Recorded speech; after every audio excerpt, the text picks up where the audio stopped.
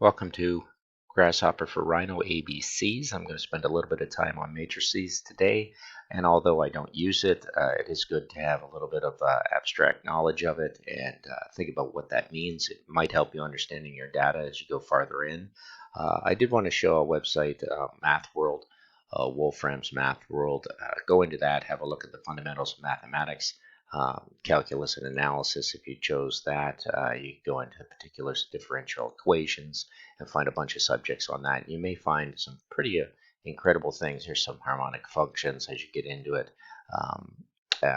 It'll be pretty dry until you actually find out what you're actually looking for, but it's, sooner or later you're going to find a way to visualize this and bring it into your geometries and what you're interested in designing, and the power of that mathematics is only going to leverage yourself as a visual artist. That said, we're going to have a short little video on matrices. What I've done again, if we pan out, is I brought in all the nodes that pair with the math tabs that go to the top in these purples. I've got some double ones here I need to get rid of. Apologize for that.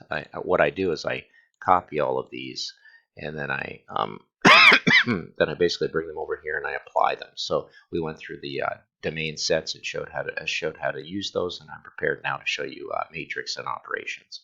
So let's go into we're just going to go through the matrix today. And matrix is basically the construction of a matrix, rows and columns that can contain data. So even though this is fixed, not parametric, I've written down enough data from 0 to 15, found my list length for my sets tools. We'll get to that later, but it's a node to tell me how many is in the count.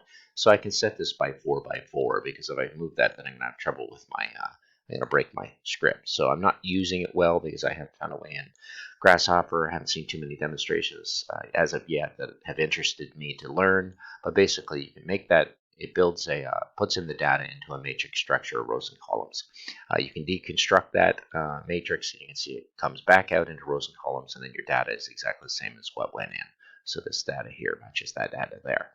Transpose matrix might be of interest to you. It flips all the information. 61 switches with 34, so it flips across this diagonal from top left to bottom right. Of course, remaining everything in those columns stays the same. You're going to get into deeper kind of grade 12 math dealing with matrices and early algebra if you want to go farther into these nodes. I've left one out. I think it's invert matrix, and I'm not dealing with identity matrices here either. Here's the swap columns, which basically you could choose a column 0 through 3, and you can swap that with the column as a number slider, which is an interesting tool to move data around and have control. That switches the columns, and this one obviously swaps the rows. So a very short video of 3 minutes each going through it. What I'm going to do is just bring that to a nice grouped color to kind of tell me that I'm through with it. And there we go. And what we're going to do now is we're going to jump into the operators and all the wonderful things that are here. You're kind of hitting your scientific calculator as you move through the rest of these. It's going to take a little bit of time to apply them. The next one's pretty basic in how it's done, and I can do that fairly quickly.